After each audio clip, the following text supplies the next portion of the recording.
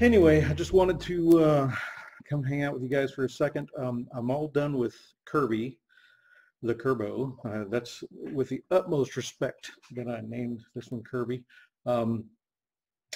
But actually, there's a lot of jibber jab about this one that I'll probably put on the back end. I want to try to keep it just about the actual build and the instrument itself. This is going to Joe Abernathy. And again, I'm Mark at Vinciguerra Custom Shop Guitars. In case you didn't know, I don't know if I had it on the intro or not, but whatever. The little rhythm track you heard was this bass, and then I just went back over it, of course, playing a little lead line that was not rehearsed, as that was obvious. But anyway, Joe is en route from Atlanta as we speak to pick this up this afternoon. So just wanted to get this on video. The body itself is a Rockwood Curbow, and I don't remember, y'all please excuse me, it's not the Petite. I think it's called the Deluxe. Yeah, I had it, but I forgot it. But anyway, it's got a really narrow tapered edge here, and a more flattened edged. But this body is completely chambered. It's what I would call a custom because it has a back and a separate top. But anyway, the body was completely chambered. There was no holes or routs in it at all. It was polished up, and I think it was purchased at an art gallery or something up in Morganton or somewhere around that area by Joe. Anyway, so he asked me to finish it up, and I did. I've turned these down several times because I've had quite a few people approach me about finishing them, and it's really not a finishing because there was just a shape cut out of wood. And I would never do anything to mar Greg Curbow's legacy because he was a mentor and a friend, and I value his our relationship way too much to do anything like that. So if Greg was alive today, I would bring this to his office to get his approval before proceeding. But anyway, just a quick rundown. The neck that I made, I forgot to put the back on it. We're going to do the video without the back. Trust me, the back looks really cool. But interestingly enough, the neck blank is Rockwood that I got from Greg in a billet form years ago. These electronics are Bartolini. That was new old stock from Curbow.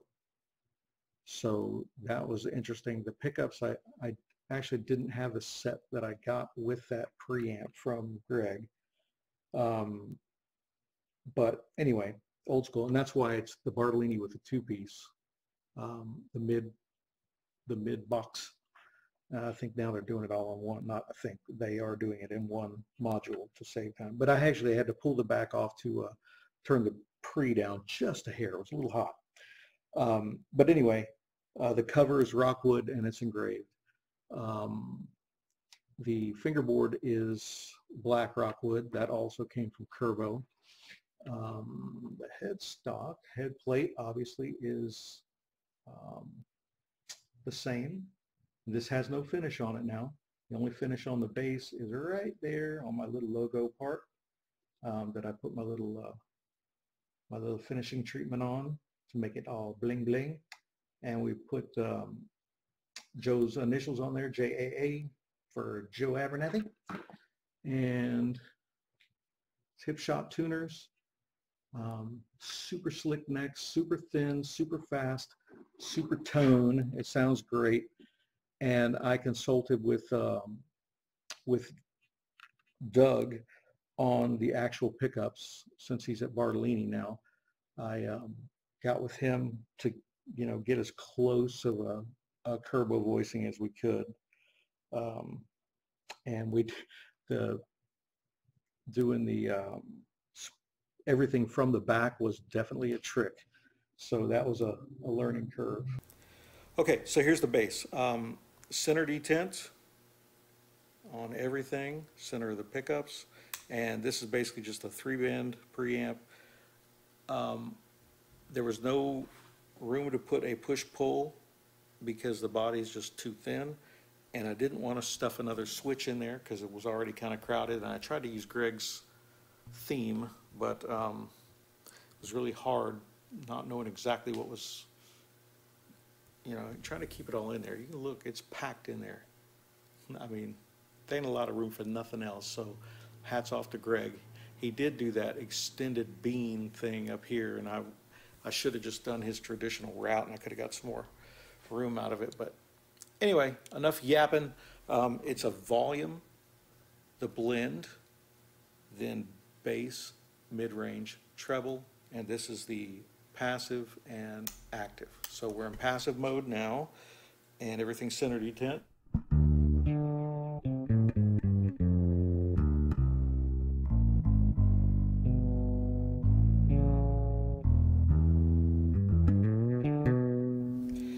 Rear pickup.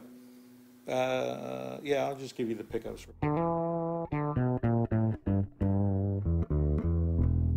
And front pickup. All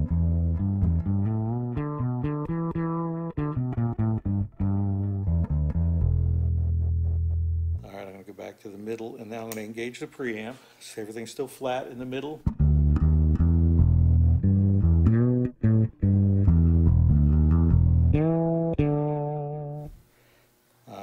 Back pickup.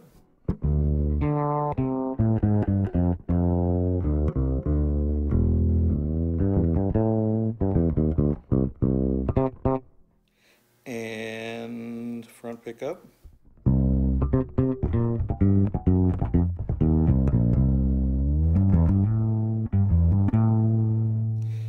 And so I'm going to go to the center. Well, let me give you the Les Claypool version.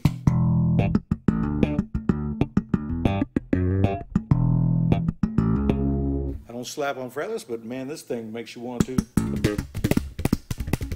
It's just very articulate. These are flat wounds as well, flat wound strings, so I'm still a little bit off kilter on most of that because that's not my normal jam. Okay, I'm going to go to the back pickup. I'm going to roll up the bass. I'm going to roll up the treble. The mid-range, and well, I'm going to leave the treble at center.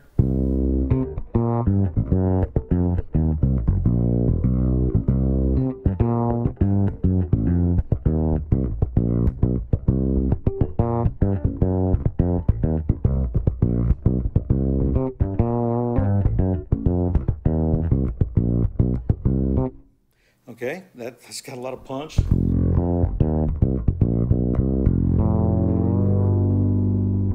Like that a lot. Okay, I'm going to go to the neck pickup and leave that the same. Boosted bass, boosted mids, trebles at neutral. And I turned the volume down. Don't know why I did that, because I turned the wrong one.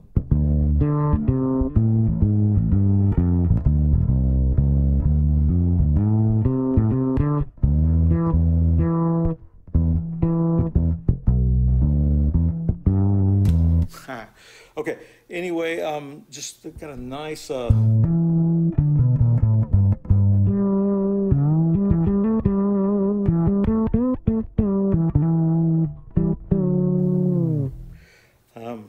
digging that big time.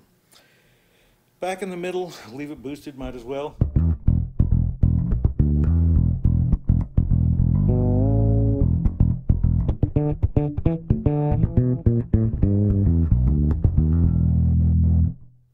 Got a great tone, man. Anyway, that's enough yapping about the thing. I think it's a beautiful instrument. I just posted up all of the pictures on it.